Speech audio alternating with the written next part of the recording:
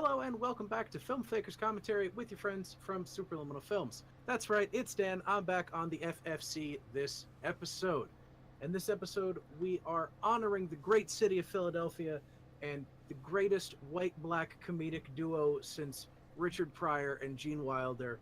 That's right, it's Trading Places. That's in a Philadelphia, great comparison. It's worth $50.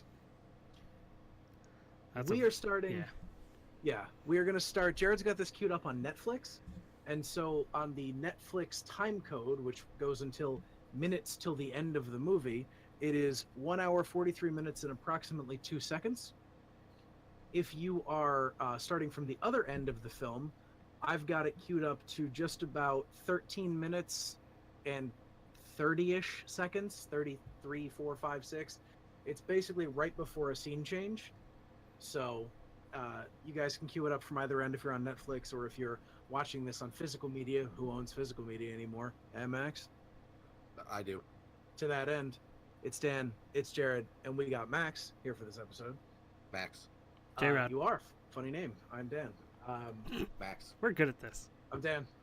Max. Dan. Not Paul. J-Rod. No Paul. No Paul. Stick. And so what we're going to do, it's the sequence wherein we discover that a man can see and has legs. It's all very important information. Being able to see and having legs are indeed very important things when you are a man. So we're going to get this going. Right. Jared, just tell us when. All right. Give me 1 second. The way you said that, I feel like you were the guy who trains Arya. Man has Basically. eyes and legs. All right, so we are good. It is now. All right. So here we go. And away he goes. Rolling into Rittenhouse Square. It's weird to watch movies and TV that are set in Philadelphia for me because I know the areas so well. Right. It makes it more fun. This actress does an amazing job of looking pissed off until she walks into the snow lawn. Yeah. Yeah, she's like, She I'm looks just more leaving pissed off. frame as fast as possible. Oh wait, I shouldn't Yeah. know where frame is because I'm an actress. That doesn't necessarily work for me, especially because he sells this so well, and the way these cops are framed is so good. Well, John Landis. Yes, John Landis is very good at what John Landis does. Yeah, absolutely. He does a really nice job here, and we'll get more into it as it goes. But you can see the camera moves a little bit, Mm-hmm. so it's not quite a lockdown camera, which is really an interesting way to do it. It gives it more of kind of a low budgety feel. Mm-hmm. So I think it also gives it some breathing room, but he's not afraid to give the frame to Eddie Murphy so you can see the entirety of his physicality. Yeah. Like they do the cop close-ups because they're, you want to see their reactions, but you really don't get a close-up of Eddie because you're getting his whole body, his whole range of motion. Yeah. And it's just so great because they keep cutting back to this wonderfully framed master with Philadelphia just happening in the background. Mm-hmm. Yeah, it's so good. I actually watched Ghostbusters right after I visited New York, and I was like, oh, I recognize a good handful of these things because I had just been there. So Philly movies even more so because I've been there so much more. Mm-hmm. Absolutely. And the fact that the cops are always center of the frame, like, again, you mentioned John Landis, and unless it has to do with helicopters, very good at what he does. Yeah, they're always breaking up the thirds pretty well. Right, Oh, Max? that's really nice. Yeah. Yes, you are 100% correct. Max loves the thirds. Oh, it's beautiful. Yeah. Well composed. I don't know who the cinematographer was on this film, but they did a hell of a job. Yep. Even It's in weird, the long though, shot. 'cause- Well, when they cut to the wide, the one cop has moved closer to this. Like, it's obvious they're not on the same marks. Right. It's all about getting that frame, buddy. Get that frame. Gotta get that frame. Get that dirty that frame. Speaking of Ghostbusters, There he is. He plays such a good tool in this movie. he does. Robert Painter, by the way, who was the cinematographer on Little Shop of Horrors, Muppets Take Manhattan, American Werewolf, Superman 2 and 3. Superman 2, arguably better than Superman. Mm-hmm.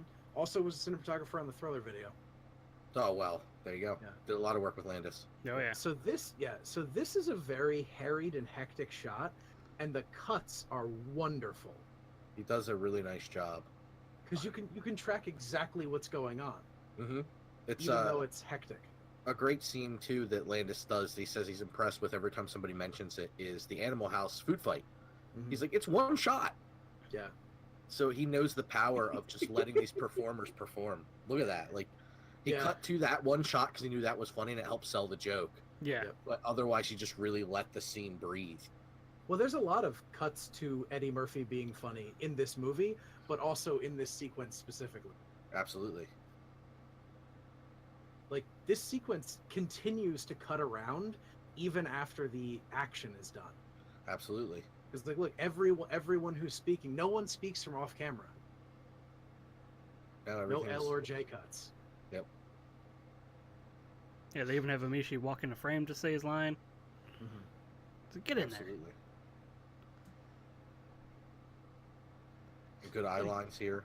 Yeah, great. It's this Even the cop. sequence cuts. Yeah, this sequence cuts like it's a stage play. Yeah, Because that's a good way to put it. everybody's reacting to everybody and everything. Like the cop rolling his eyes in the background, the one lawyer sticking his head over, like, what's going on in here? Here it comes. And then the other lawyer, no, we're not lawyers. No, no, don't know what you're talking about. Oh, that's And that's then a the good young joke. lawyers watching them leave, a good joke. but these two. The young lawyer and Oh, an old yeah. lawyer. Oh, and there's the line that I'm really glad we keep these muted for. Yeah. You can say things like 1981 that was in the 80s. well, yeah, 1981 was a different time politically and Mhm. sociologically. And then this shot, I've been thrown into a cop car like that, almost exactly like that. The first time I saw this earlier, I was, damn it, Eddie Murphy getting on me. But the first time I watched this earlier, before we went through it, I thought about, like, it looks like he jumped in there, and then I remembered getting thrown into a cop car like that. You kind of have to, or you're gonna ruin your knees on the door. Yep. So, good on him selling that, and then good on him selling the still as he goes off. Yeah, it's Oh, yeah. so good.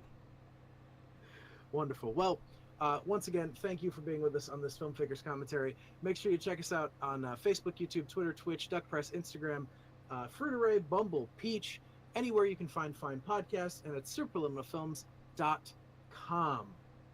Bye, everybody. Bye. Ah.